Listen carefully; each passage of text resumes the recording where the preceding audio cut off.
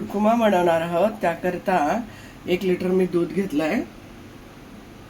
मी साखर पावणा वाटी समजा आहे एवढी साखर घेतली आहे. तुम्हाला साखर कमी जास्त करू शकता. आणि सेवया ह्या मी तोडून घेतल्या, तुम्ही अख्ख्या लांब लांब घेतल्या तरी चालेल. त्यासाठी खोबरं किसून घेतलं चालेल. मी असे काप करून घेतलेत बारीक बारीक असे आपल्या बटाट्याच्या ह्याच्याने. तुम्ही खोबरं घातलं ना घातलं तरी चालेल. हे मनुके घेतलेत मी.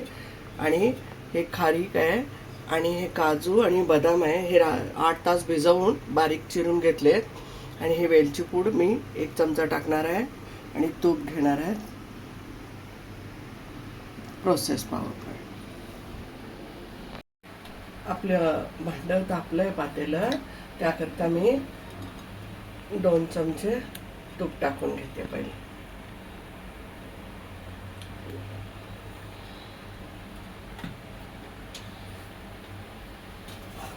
त्यानंतर आपण टाकणार आहोत सगळे 8 तास भिजवलेले ड्रायफ्रूट टाकत आहोत. प्रथम मनुके पण टाकून घेत आहोत. खोबरे टाकत आहोत. याला मंद गॅसवरती 2-3 मिनिटं परतून घ्यायचं आहे.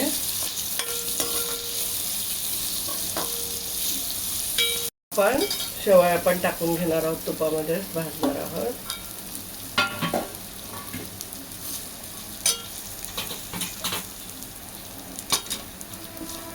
बारीक गॅस करूनच भाजायचा आहे.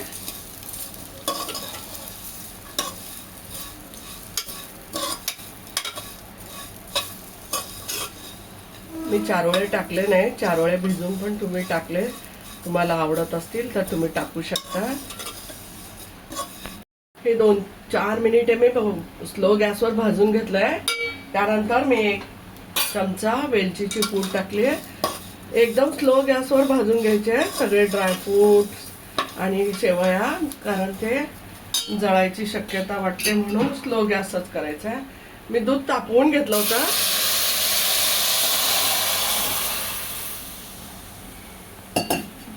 आता आपण दूध टाकून घेतलं, व्यवस्थित हलवून घेऊया.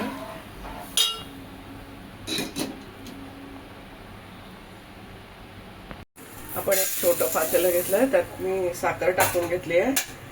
व्यवस्थित हलवून घ्यायचं आहे.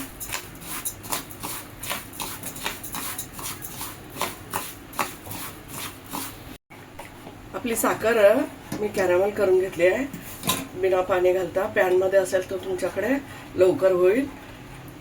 आणि कॅरमल करायला 5 मिनिटं गेलेली आहेत. व्हिडिओ वाढतो म्हणून मी कमी दाखवलंय. अशा पद्धतीने झाल्यानंतर आपण टाकून घेणार आहोत सुरकुमामध्ये.